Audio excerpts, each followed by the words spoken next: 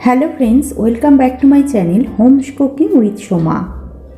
কড়াইশুঁটি বা মটরশুঁটি সাধারণত আমরা বিভিন্ন রকম সবজিতে দিয়ে থাকি বা এটা দিয়ে কচুরি, পরোটা ইত্যাদি তৈরি করি। আজ আমি আপনাদের সঙ্গে শেয়ার করছি কড়াইশুঁটি দিয়ে তৈরি একটি সবজির রেসিপি।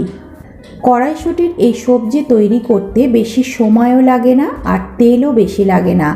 ভাত, রুটি, লুচি, পরোটা ইত্যাদি সবার সঙ্গেই এটা খাওয়া যায়। চলুন তাহলে দেখে নেওয়া যাক আজকের রেসিপিটি দেখে যদি আপনাদের ভালো লাগে তাহলে অনুরোধ রইল আমার চ্যানেলটিকে সাবস্ক্রাইব করে আমার পাশে থাকার জন্য। এখানে আমি নিয়ে নিয়েছি ছোট এক বাটি ছাড়ানো কড়াইশুঁটি। প্রথমে একটা মিক্সিং জার নিয়ে এই ছাড়ানো কড়াইশুঁটিগুলো এর মধ্যে ঢেলে নিলাম আর এর সাথে দিয়ে দিলাম 2 কাঁচা লঙ্কা, 1 ইঞ্চি আদা, 4 কোয়া রসুন আর কিছুটা পরিমাণ ধনেপাতা।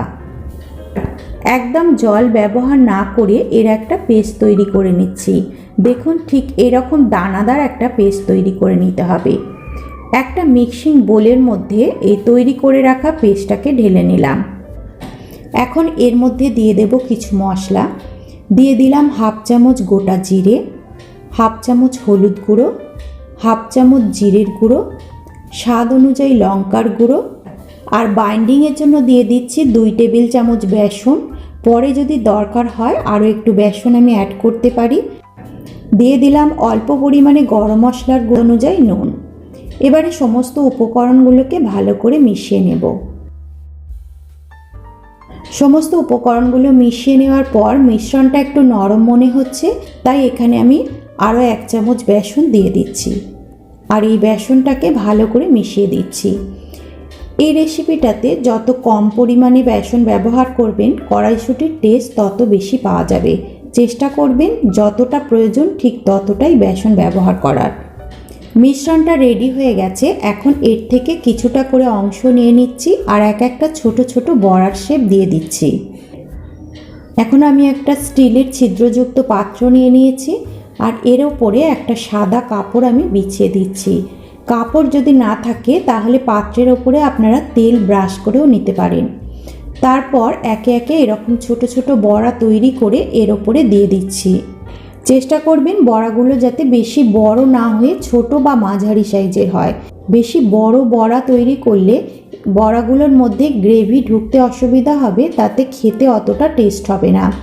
আমার ওই ভিডিওটি যদি আপনাদের ভালো লেগে থাকে তাহলে অনুরোধ রইল ভিডিওটিকে একটু লাইক শেয়ার করার জন্য।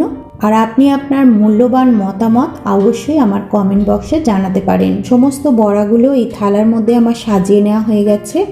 এবার একটা ছোট বাটি নিয়ে নিয়েছি আর এর মধ্যে দিয়ে দিচ্ছি 2 গোটা পেঁয়াজ, একটা টমেটো, 1 ইঞ্চি আদা, 6-7 কোয়া রসুন এবং 6-7টা কাজু বাদাম। অল্প পরিমাণে এর মধ্যে জল দিয়ে দিলাম। এবার চলে এলাম স্টিম করার পদ্ধতিতে। একটা কড়াইয়ের মধ্যে আগে থেকে কিছুটা জল আমি গরম করতে দিয়ে দিয়েছিলাম। এই গরম জলের ঠিক মাঝখানে প্রথমে আমি মশলার বাটিটা বসিয়ে দিলাম। তারপর এর ওপরে বসিয়ে দিলাম ছিদ্রযুক্ত থালাটা। এটাকে ঢাকা দিয়ে 12 থেকে 15 মিনিট স্টিম করে নেব। ফিরে এলাম মিনিট 15 পর। ঢাকাটা খুলে নিলাম। এখন বড়াগুলোকে আমি চেক করে নিচ্ছি। বড়াগুলো খুব সুন্দরভাবে সেট হয়ে গেছে, হাতের মধ্যে কিছুই লেগে থাকছে না।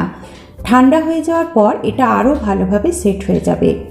ঠান্ডা হয়ে যাওয়ার পর আমি বড়াগুলোকে কাপড় থেকে তুলে নিচ্ছি। কত সহজেই দেখুন এগুলো উঠে আসছে আর খুব সুন্দরভাবে সেটও হয়ে গেছে। যে মিক্সিং জারটার মধ্যে আমি কড়াইশুঁটিটাকে পেস্ট করেছিলাম সেটা নিয়ে নিলাম। এখন এর মধ্যে নিয়ে নিচ্ছি ঠান্ডা করে রাখা সেদ্ধ মশলাগুলো। তারপর এগুলোর মধ্যে কোনো রকম জল ব্যবহার করব না, জল ছাড়াই এইরকম একটা মিহি পেস্ট তৈরি করে নিলাম। চলে এলাম গ্রেভি তৈরির পদ্ধতিতে। একটা কড়াই গরম করে তার মধ্যে দিয়ে দিলাম পর্যাপ্ত পরিমাণে তেল। এখানে আমি সর্ষের তেল ব্যবহার করেছি।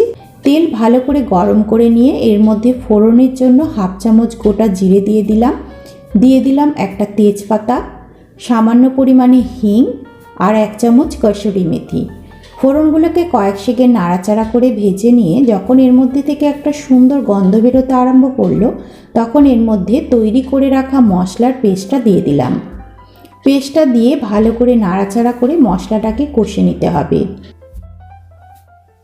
এর মাঝে আমি মিক্সিং জার ধোয়া কিছুটা জলও দিয়ে দিলাম। ভালো করে মিশিয়ে একদম গ্যাসের ফ্লেমটাকে লো করে দিয়ে মশলাটাকে তেল ছাড়া পর্যন্ত ভালো করে কষে নিলাম।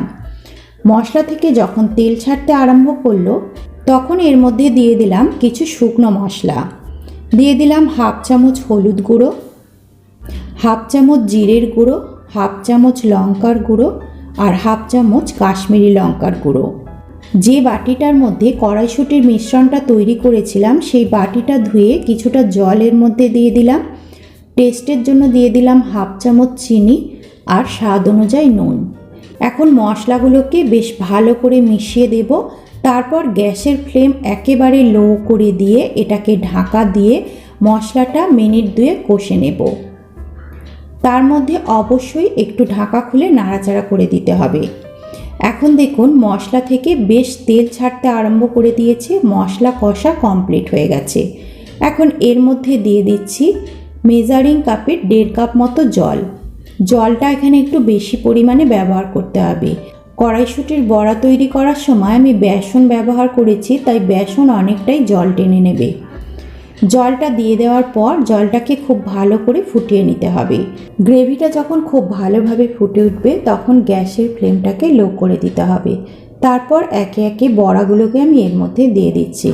কড়াইশুঁটির এই বড়াগুলো এখন সম্পূর্ণরূপে সেট হয়ে গেছে, তবে হাই ফ্লেমে রেখে বড়াগুলোকে রান্না করা যাবে না। গ্যাসের ফ্লেম লো টু মিডিয়ামে রেখে এটাকে ঢাকা দিয়ে মিনিট 2 মতো কুক করে নিচ্ছি।